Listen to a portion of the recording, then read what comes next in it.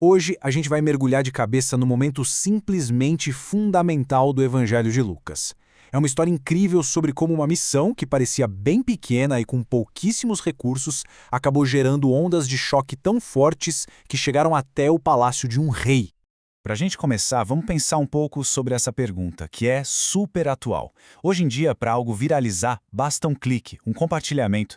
Mas e há 2000 anos? Como é que isso funcionava? A história que a gente vai ver hoje mostra exatamente isso. Uma missão com zero tecnologia, mas com um impacto social e espiritual gigantesco. E é aqui que o jogo vira.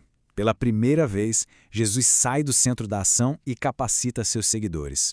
Ele não está só dando uma ordem, entende? Ele está transferindo poder e autoridade de verdade. É uma mudança radical na dinâmica de tudo. E essa distinção aqui, é muito importante. Jesus deu aos discípulos duas ferramentas. Primeiro, o Dynamis, que é o poder. Pensa nisso como a bateria, sabe? A energia bruta para fazer os milagres acontecerem. Mas ele também deu exousia, a autoridade. Isso é como o crachá, a permissão oficial para usar aquele poder todo. Ou seja, eles não só tinham a capacidade de agir, mas também tinham o direito divino para isso.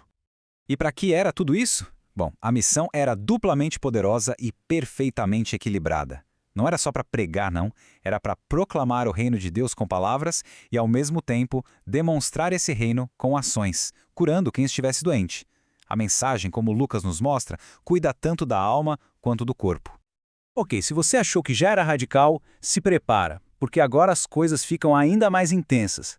Jesus dá um conjunto de instruções bem específicas para essa viagem, e elas são, para dizer o mínimo, surpreendentes. A lista do que eles não podiam levar era radical. Sem cajado para se apoiar, sem sacola para guardar as coisas, sem comida e, o principal, sem um tostão no bolso. Eles foram enviados sem absolutamente nenhum recurso próprio. E a pergunta óbvia que fica é, por quê? Qual o sentido disso? E a razão era essa aqui. O objetivo não era criar dificuldade por criar. Era uma lição prática, na marra, sobre uma ética de dependência total. A missão não seria sustentada pelo que eles prepararam, mas sim pela provisão de Deus que viria através da hospitalidade das pessoas que os recebessem. Uma inversão completa da nossa lógica.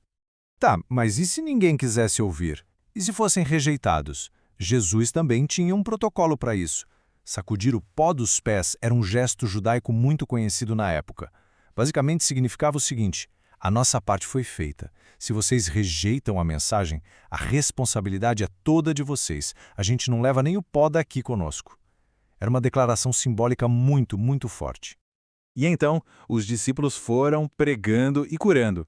E o resultado foi imediato. O movimento ganhou uma força impressionante. Aquele burburinho começou a se espalhar de vilarejo em vilarejo. E as pessoas, inclusive as mais poderosas, começaram a notar.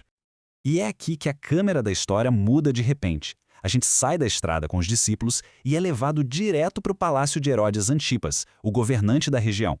Isso já mostra que o que aqueles 12 homens estavam fazendo não era um movimento pequeno e isolado. Pelo contrário, estava causando um verdadeiro rebuliço político. Essa é a primeira teoria de Herodes e ela diz muito sobre ele. A consciência dele está pesada. A primeira coisa que vem à cabeça dele é o homem que ele mesmo mandou executar, João Batista. O sucesso da missão dos discípulos, de certa forma, assombra Herodes com a sua própria culpa. As pessoas ao redor dele tinham outras ideias. Alguns perguntavam, será que é Elias? Elias era o grande profeta que, segundo a tradição judaica, voltaria antes da chegada do Messias. Veja bem, eles estavam tentando encaixar Jesus e esse movimento todo em categorias que eles já conheciam. A terceira teoria era um pouco mais genérica. Talvez fosse um dos profetas antigos que ressuscitou.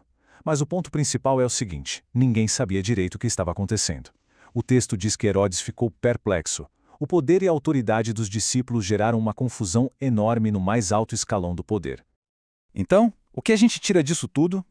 Essa história não é só sobre um evento que aconteceu há muito tempo. Ela tem princípios muito profundos que nos desafiam até hoje. Vamos dar uma olhada nos pontos principais.